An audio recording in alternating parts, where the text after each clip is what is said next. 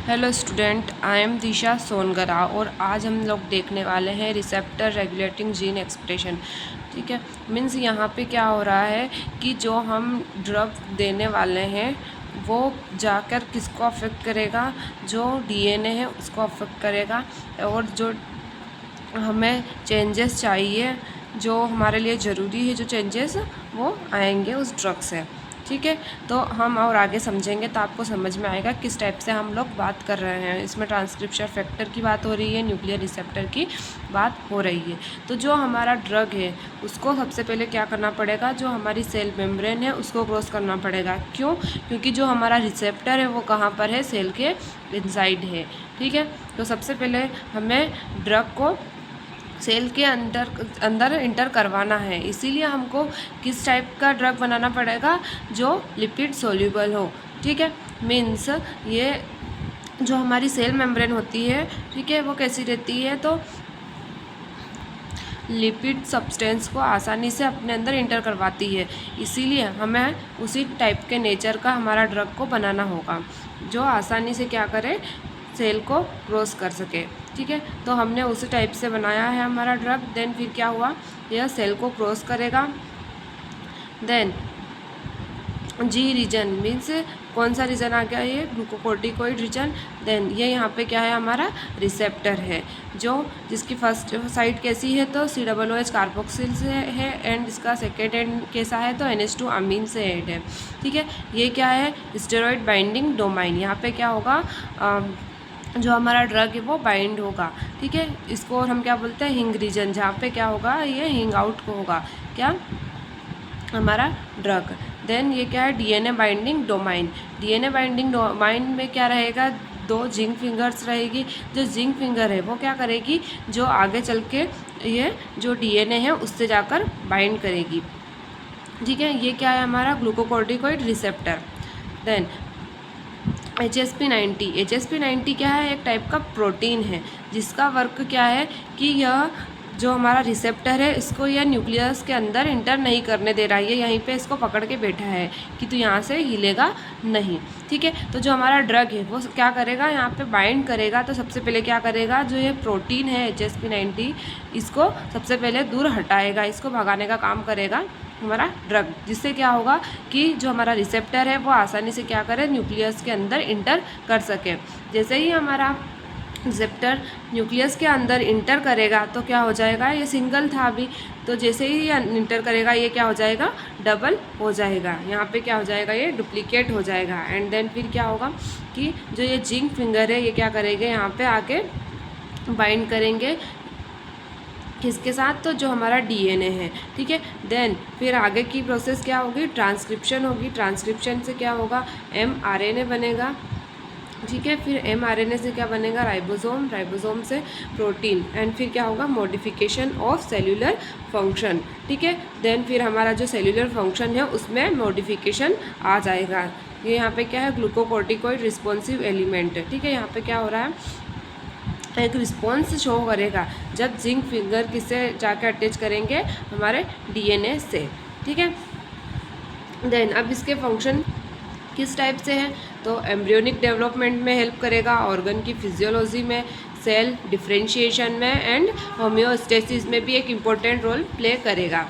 ठीक है, अब ये कौन सी डिजीज़ को टारगेट करते हैं इसमें हम, ठीक है, तो समझते हैं। जैसे डायबिटीज़ टाइप 2 हो गया, हाइपरलिपिडेमिया हो गया, इसमें कौन से ड्रग्स बताए गए हैं, तो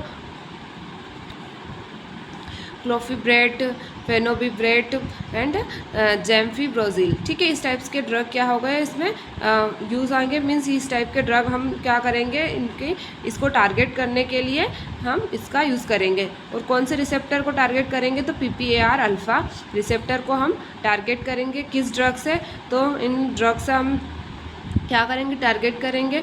और किसको टारगेट करेंगे हम, तो डायबिटीज़ 2 या फिर हाइपरलिपिडेमिया को हम क्या करेंगे, टारगेट करेंगे। उसी टाइप से और भी है, जैसे एनाप्लास्टिक कैंसर हो गया, इसमें हम कौन से ड्रग यूज़ करेंगे, RS544। और कौन से रिसेप्टर को टारगेट करेंगे, तो PPAR रिसेप्टर को टारगेट करेंगे। अल्जाइमर डिसीज़ में TO901317 ड्रग का यूज़ करेंगे और LXR रिसेप्टर को टारगेट करेंगे, ब्रेस्ट कैंसर या फिर ऑस्टियोपोरोसिस, तो इसमें टेमोक्सिफेन और रेलाक्सिफेन ड्रग का यूज़ करेंगे और रिसेप्टर कौन सा रहेगा हमारा टारगेट के लिए, तो ER।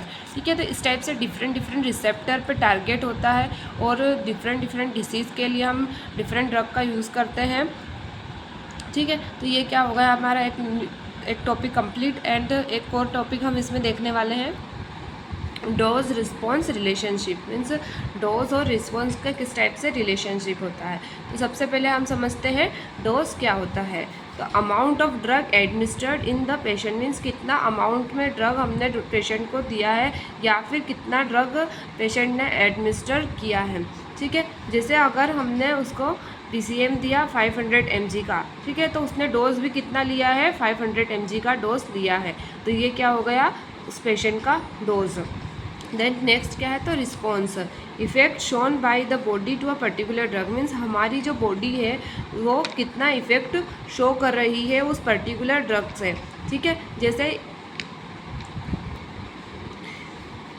एग्जाम्पल में क्या है कि PCM एक एंटीपायरेटिक ड्रग है। इसका वर्क क्या है कि यह जो टेम्परेचर है उसको मेंटेन करने का वर्क करती है। ठीक है, मीन्स अगर हमारी बॉडी का टेम्परेचर इंक्रीज़ हो गया जैसे फीवर के टाइम पे, तो हम PCM का यूज़ करते हैं। देन फिर क्या है, जो हमारा टेम्परेचर है वापस से वो क्या हो जाता है, नॉर्मल।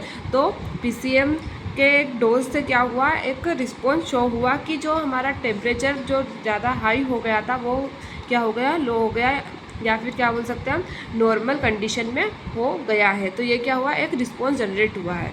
मीन्स जो ड्रग है, ठीक है, वो किसके साथ बाइंड करेगा, रिसेप्टर के साथ बाइंड करेगा। मीन्स जो रिसेप्टर और ड्रग की बाइंडिंग होगी तो क्या बनेगा, ड्रग रिसेप्टर कॉम्प्लेक्स बनेगा।